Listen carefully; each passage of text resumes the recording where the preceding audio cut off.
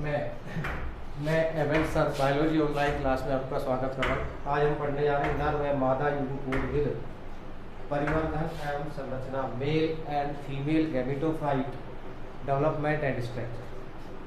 देखिए, आवर्त बीजी जो पादप है उनसे आवर्त बीजी अर्थात एंजियोस्पर्म प्लांट्स में लैंगिक जन्म के लिए संरचना क्या पाई जाती है? पुष्प। क्या है? पुष्प। और ये कैसे हैं? मॉडिफाइड सूट होते हैं। क्या होते हैं? रूपांतरित तने। यानी पुष्प क्या है? रूपांतरित तने हैं जिन पर पर्व और पर्व संधियां अत्यधिक सहंत होती है। क्या है?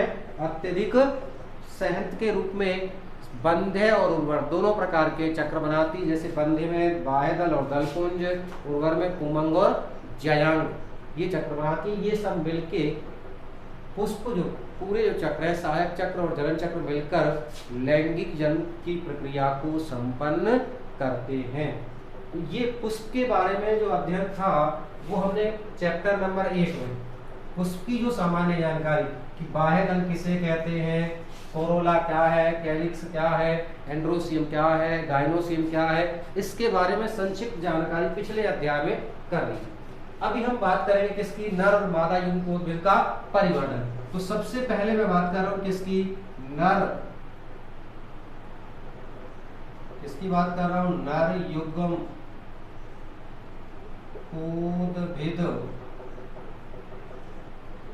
का परिवर्धन।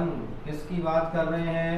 नर युग्मकोद्भिद के परिवर्धन की, अर्थात डेवलपमेंट ऑफ मेल गैमेटोफाइट। अब देखिए, नर युग्मकोद्भिद जो है इसका विकास पुष्प के कौन से भाग में होता है? पुमंग। इसमें किसके द्वारा? पुमंग यानी एंड्रोसियम। किसमें होता है? एंड्रोसियम। एंड्रोसियम की जो इकाई है उससे कहते हैं पुंकेसर। क्या कहेंगे उसे? पुंकेसर कहते हैं। पुंकेसर की यदि हम संरचना देखें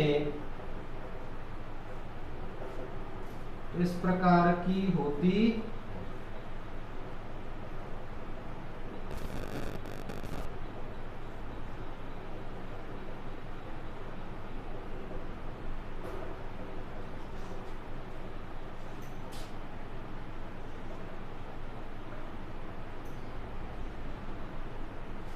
इस प्रकार का पुंकेसर। इसे कहते हैं परागकोश यानी पोलन सैक। परागकोश या पोलन सैक ये कहलाता है योजी यानी कनेक्टिव टिश्यू, और ये कहलाता है कुतंतु। क्या कहलाएगा? कुतंतु। यानी जिस वृंत समान संरचना के द्वारा परागकोश पुष्प पे लगा होता है उसे कहते हैं कुतंतु। परागकोश की दोनों पालियों को आपस में जोड़ने वाले बंधे उत्तक को कहा जाता है, क्या कहेंगे? योजी कनेक्टिव टिश्यू। और जिसके अंदर लघु बीजाणु धानियां पाई जाती हैं, लघु बीजाणुओं का परिवर्धन होता है, उसे कहते हैं परागकोश या पोलन से। परागकोश जो है ये सामान्यतः द्विपालित होता है। कैसा होगा? द्विपालित। परागकोश किस प्रकार का है? द्विपालित, अर्थात दो पालियां, एक और दो, ऐसे इसमें दो पालियां होती है। परागकोश में कितनी है? दो पाली अधिकांशतः पाते। इनमें अधिकांशतः में कैसा है? द्विपालित। जबकि देखिए, ध्यान रखना इंपोर्टेंट है, कौन सा कुल? मालवेसी। कौन से कुल की बात कर रहे हैं? मालवेसी जो कुल है इसमें परागकोश कैसा है? एक पालित।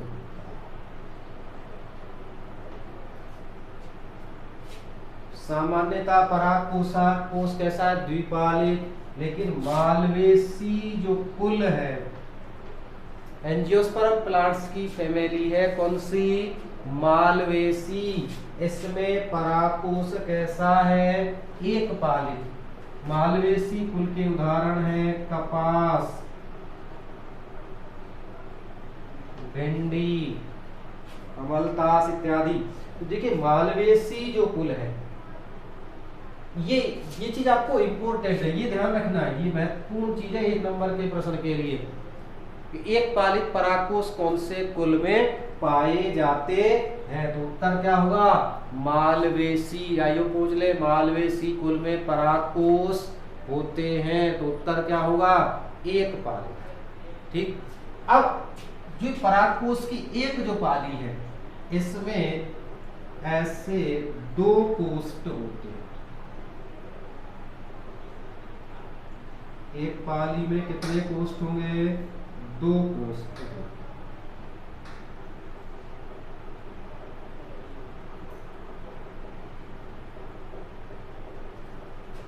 इस प्रकार से एक पाली ये हो गई। तो एक पाली में देखिए कितने कोष्ठ हो गए? 1 और 2। ऐसे इसमें कितने हुए? 1 और 2। एक पाली में कितने कोष्ठ है? 2। तो यहाँ द्विपालित है, इसमें कितने कोष्ठ हो गए? 4 कोष्ठ होंगे। कितने? 4। ये एक पालित है, इसमें कितने होंगे? 2 कोष्ठ होंगे। क्या होंगे? कोष्ठ। ये जो कोष्ठ है इनको कहते हैं लघु बीजाणुधानी। क्या कहेंगे? लघु बीजाणुधानी, माइक्रोस्पोरेंजियल। क्या कहेंगे? माइक्रोस्पोरेंजियल, यानी लघु बीजाणुधानी। तो देखिए द्विपालित जो परागकोश है उनमें लघु बीजाणुधानी की संख्या कितनी है? 4। एक पालित जो परागकोश है उनमें लघु बीजाणुधानी की संख्या कितनी है? 2। कोष्ठ 4, लघु बीजाणुधानी 4, कोष्ठ 2, तो लघु बीजाणुधानी भी 2। अर्थात मालवेसी कुल में मालवेसी कुल के परागकोश में लघु बीजाणुधानियों की संख्या 2, शेष सभी में लघु बीजाणुधानियों की संख्या 4। ठीक। ये संरचना रही किसकी? बाहरी पुंज के शरीर संरचना 3 भाग है, एक परागकोश, 2 योजी और 3 कुतंतु। कुतंतु क्या है? ग्रंथ के समान। योजी क्या है? परागकोश की पालियों को जोड़ने वाला कनेक्टिव टिश्यू। और परागकोश क्या है? कोलन सेक, जिसमें क्या किसका निर्माण होता है? लघु बीजाणुधानियों का। ठीक भाई।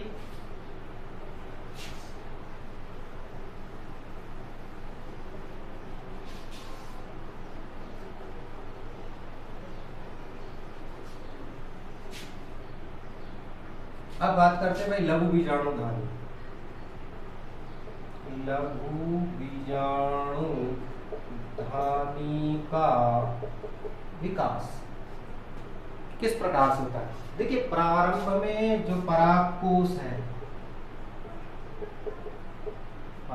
एक तो इसके चारों ओर क्या है? आवरण, जो किसका है? एपिडर्मल सेल्स का होता है। किसका है? एपिडर्मल सेल्स का। और इसके जो अंदर है एंडोथीसियम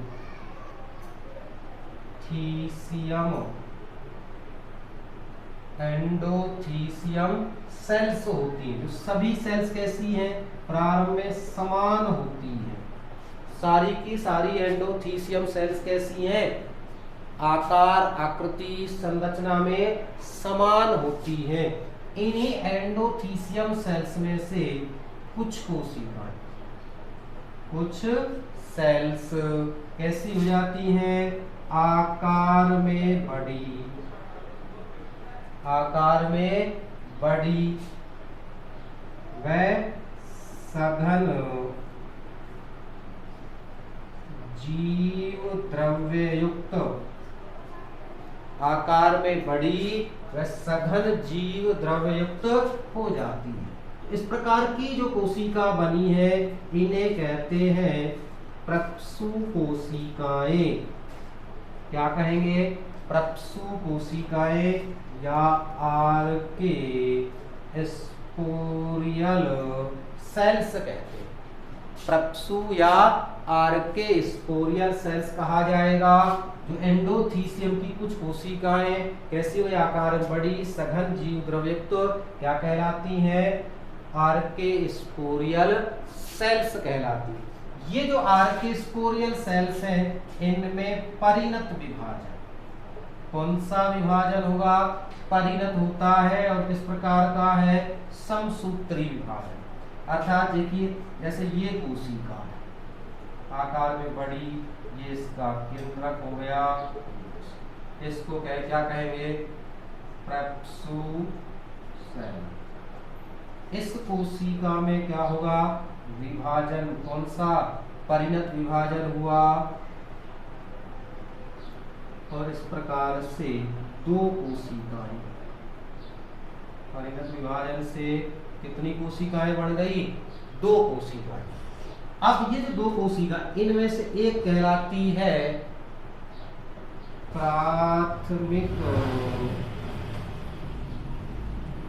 बीजाणु जनक कोशिका और दूसरी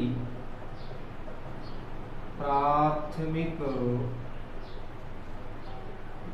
भित्ति कोशिका, यानी ये है प्राइमरी स्पोरोजीनस सेल और ये है प्राइमरी पैराइटल सेल। इस प्रकार से जो आर्के स्पोरियल सेल्स है वो कैसी है? उसमें परिणत विभाजन हुआ, दो कोशिकाएं बनी, एक कौन सी? पीएससी यानी प्राइमरी स्पोरोजीनस सेल्स, दूसरी पीपीसी यानी प्राइमरी पैराइटल सेल्स। ऐसे दो कोशिकाएं बनती हैं। एक जो प्राथमिक भित्ति कोशिका है इससे किसका निर्माण होगा? लघु बीजाणु धानी की भित्ति का निर्माण होगा।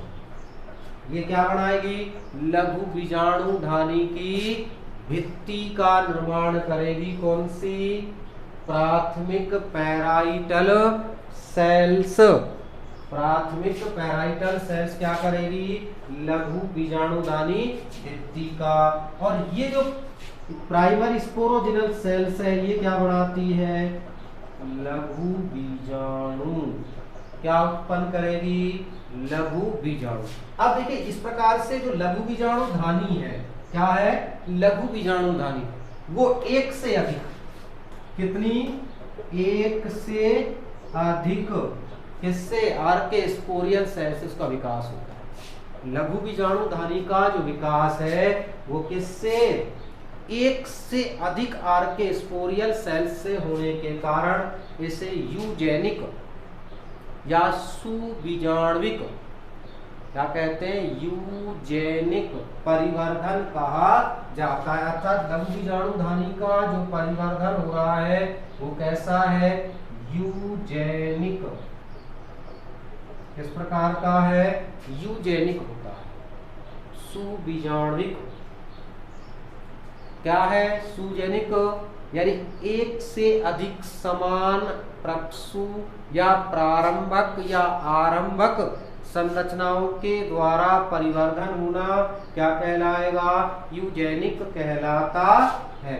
यानी पादपों में जो लघु बीजाणु धानी का परिवर्धन होता है वो किस प्रकार का है? यूजेनिक प्रकार का परिवर्धन किससे हुआ? आर्के स्पोरियल सेल्स से। आर्के स्पोरियल सेल्स क्या है? परागकोश की जो सभी आंतरिक कोशिकाएं क्या कहलाती है? एंडोथीसियम कोशिकाएं सभी समान रूप से होती हैं। उनमें से कुछ कोशिकाएं आकार में बड़ी और सघन जीव द्रव्य युक्त होकर किस में बदल जाती है? आर्के स्पोरियल सेल्स में। आर्के स्पोरियल सेल्स में परिणत विभाजन हुआ, दो कोशिकाएं बनी, प्राइमरी स्पोरोजिनस सेल्स और प्राइमरी पैराइटल सेल्स। प्राइमरी जो पैराइटल सेल्स है लघु बीजाणुधानी भित्ति का निर्माण करती है और प्राइमरी स्पोरोजिनस सेल्स लघु बीजाणुओं का निर्माण करती है। तो पहले हम बात करेंगे किसका, लघु बीजाणुधानी की भित्ति। लघु बीजाणुधानी की किसकी बात कर रहे हैं, भित्ति की बात। देखिए लघु बीजाणुधानी की भित्ति है, इसका विकास किससे हो रहा है, यानी परिवर्धन किससे होगा, प्राइमरी पैराइटल सेल्स से होगा। और इसकी जो भित्ति है वो 4 स्तरों की होती है। कितने स्तरों की, 4 स्तरों में विभक्त है। सबसे पहली जो है कौन सी, एपिडर्मिस। कौन सी है, एपिडर्मिस, या इसे क्या कहते हैं, अधिचर्म। क्या कहेंगे, अधिचर्म। एक कोशिकीय स्तर कैसी होती है, एक कोशिकीय स्तर की होती है। स्पर्श रेखीय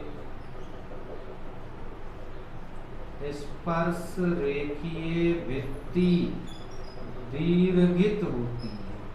और काम क्या करती है, कार्य किसका है, क्या काम करेगी, सुरक्षा का काम करेगी। ये जो भित्ति है किसका कार्य करती है, सुरक्षा का काम करती है।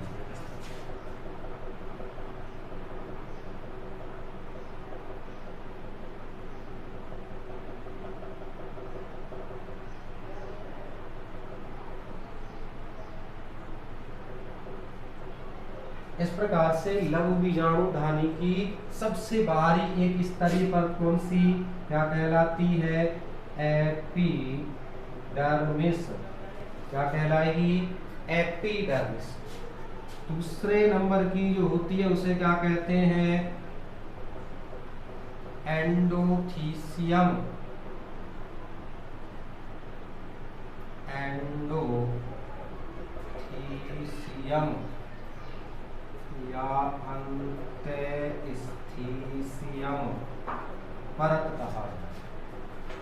ये भी एक स्तर, एक सेल्स स्तरीय, एक कोशिकीय स्तरीय होती।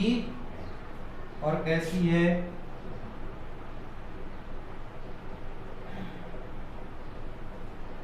त्रिज्यत, यानी इसकी जो कोशिका भित्ति है वो कैसी है, त्रिज्या दीर्घित। कैसी होती है, त्रिज्या दीर्घित होती है। और इन सेल्स की जो भित्ति है उसमें अल्फा सेल्यूलोज की यू आकार की रेशेदार पट्टिकाएं क्या पाई जाती हैं, यू आकार की रेशेदार पट्टिकाएं जो कैसी होती हैं, आर्द्रता ग्राही। कैसी है, आर्द्रता ग्राही होती है। देखिए एंडोथीसियम जो है, कौन सी, एंडोथीसियम जानते हैं, स्टीसियम जो परत है इसकी नंबर 2, उसकी कोशिकाएं तो त्रिज्या दीर्घित होती है। कैसी होती है, त्रिज्या दीर्घित।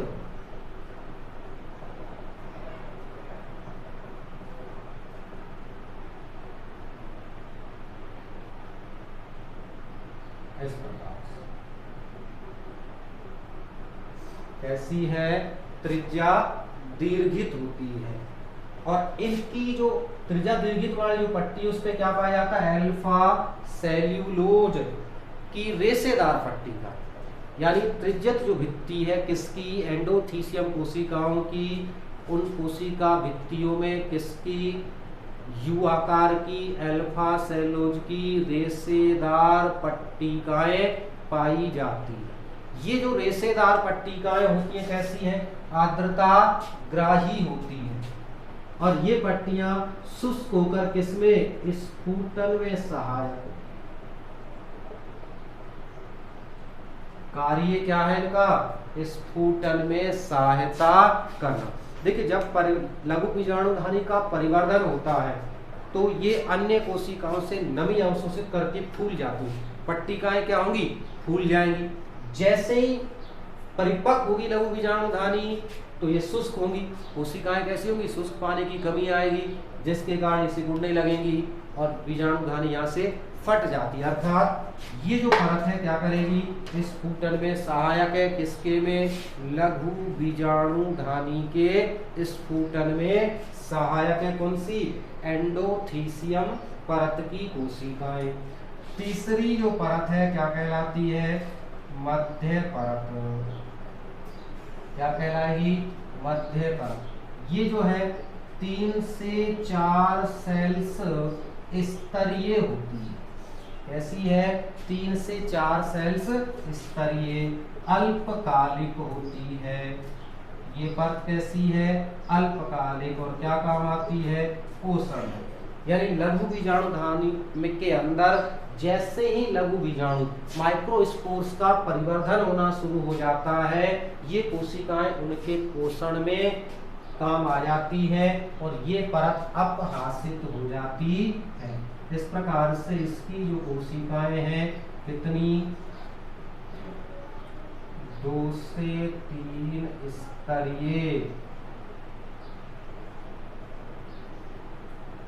लेकिन है कैसी, अल्पकालिक। जैसे ही इस प्रकार से लघु बीजाणुओं का विकास होता है ये कैसी हो जाएंगी, अपहासित।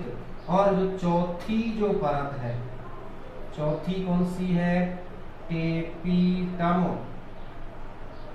या इसे कहते कोष उत्तक।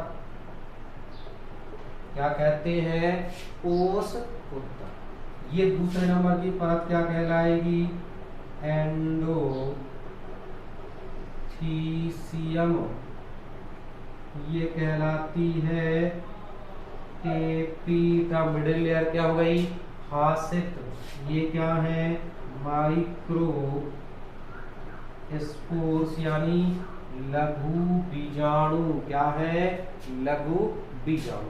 तो पहली परत हो गई एपिडर्मिस, एक कोशिक स्तरीय। ऐसे एंडोथीसियम भी एक कोशिक स्तरीय। ये स्पर्शरेखीय दीर्घित है, ये त्रिज्यित दीर्घित है।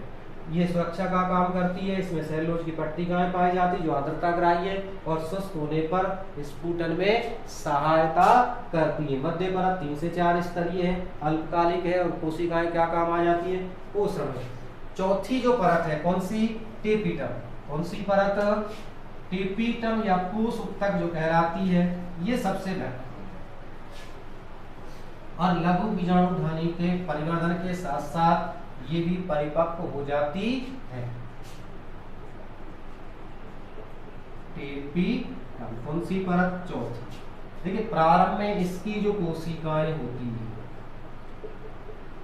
कोशिकाएं कैसी है, एक केंद्रकीय। किस प्रकार की है, एक केंद्रकीय, सघन जीव द्रव्य युक्त। सघन जीव द्रव्य युक्त किसकी, टेपिटम की। लेकिन परिपक्वन पर, किस पर, परिपक्वन पर कैसी हो जाती है, बहु केंद्रकीय व बहुगुणित।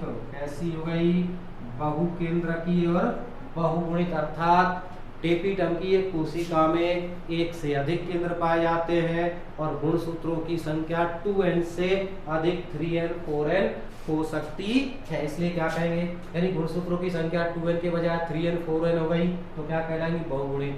केंद्रक की संख्या 1 से अधिक है तो क्या कहलाएंगी, बहुकेंद्रकीय। और 2 प्रकार की होती है। पहली कौन सी है, अमीबीय। टेपिटम की कोशिकाएं कितने प्रकार की है, 2 प्रकार की।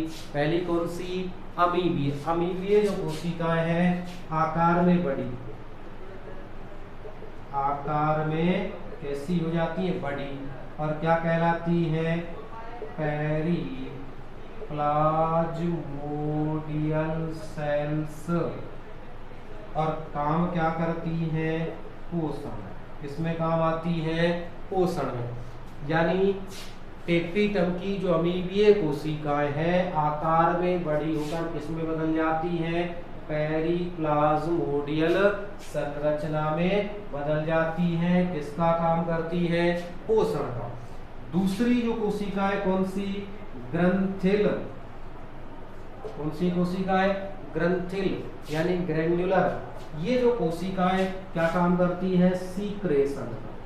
किसका काम करेंगी? सीक्रेशन का काम करती है। और कैसी है? बहुकेंद्रकीय व बहुगुणित होती है। अब ये किसका सीक्रेशन करती है? कौन सी कोशिकाएं? ग्रंथिल कोशिका। अमीबे तो हमने क्या काम उनका? तो एक ही काम है, क्या? पोषण का। आकार में बड़ी हो गई तो क्या कहलाती है? पेरिप्लाज्मोडियल। दूसरी जो कोशिकाएं कौन सी? ग्रंथिल। इन कोशिकाओं के द्वारा नंबर 1 प्रोयूबिस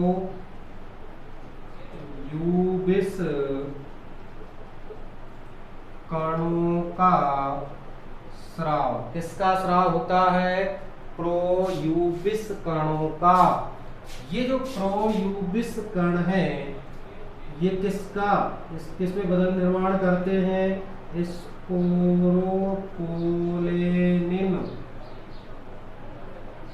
यूबिस कण किसका निर्माण करते हैं? स्पोरोपोलेनिन का। और ये जो स्पोरोपोलेनिन क्या बनाता है? नर युग्मक को क्या कहते हैं? परागकण। नर युग्मक को क्या कहते हैं? परागकण का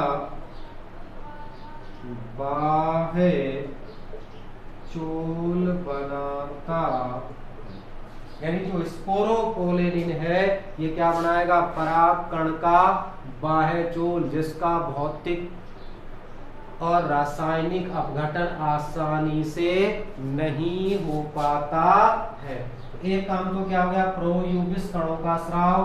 प्रोयूबिस कण ने क्या बनाया? स्पोरोपोलेनिन। स्पोरोपोलेनिन क्या बनाता है? परागकण का बाह्य चोल, जो कि परागकण की क्या करता है? सुरक्षा। इसके कारण ही परागकण लंबे समय तक जीवित रह पाते हैं, क्योंकि इसका भौतिक ताप या रासायनिक अपघटन आसानी से नहीं हो पाता है। दूसरा देखिए, जब लघु बीजाणु जनन होता है तो लघु बीजाणु चतुष्क बनते हैं।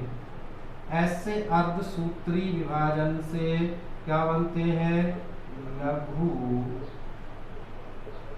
बीजाणु चतुष्क बनते हैं। और इन पे ये जो परत पाई जाती है किसकी है? कैलोज परत। क्या है? कैलोज परत। इसके लिए कैलोजेज